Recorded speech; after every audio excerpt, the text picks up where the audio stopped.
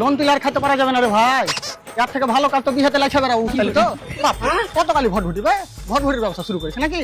তো এখানে বাবা টাকা নাই, টাকা বিক্রি করে খাইলেছে গ্যারেন্টি কি? আর এখানে মুলাই বোনা ছিল, মুলাই গেলা তুলে গেছে নাকি? ভাবনা যে দুটো শাক গেলা তুলে যাবো মুলাই। আর এটা যেখানে সেখানে খেকাস না, এটার দাম আছে তোর থেকে বেশি। ভালো মতন চেহারা লেছে একটা তো বইছিনি, চুপটা দাঁড়িয়ে বেশি কথা বলবি না। কে বে?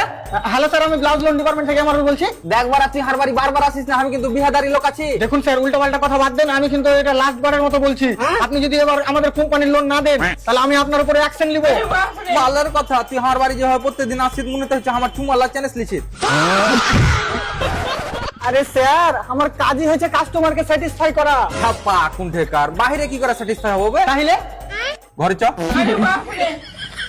তোর কপালে কিনতে জল করে দেবো বে, আমার দরকার নাই তোর ঘরে যাওয়ার। তাই নাকি? হ্যাঁ, আমি কোম্পানির কাছ থেকে প্রতি মাসে 7,000 টাকা করে নিই। পুরো রাইতে?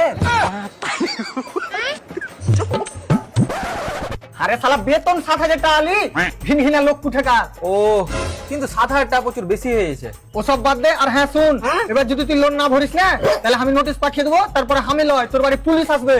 না দাদা, পুলিশ পাঠায়ও না। তো শুন ভাই, 250-300 টাকা লিস, তুই চল আসিস। रोम रोम भाइयों।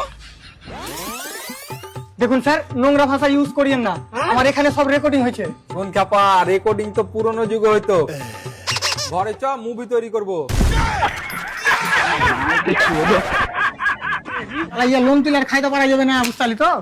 এক কাজ করবি কি, বিয়েতে বিয়েতে ড্যান্স বেরোবো, ভালো একটা পার্টি আছে, তোর কিন্তু ম্যাচ খেলা বানাবো। হ্যাঁ, ম্যাচ খেলা থাকবো। मेरी मेला पे बनी, कभी लुक है, मेरी जी गिरना कर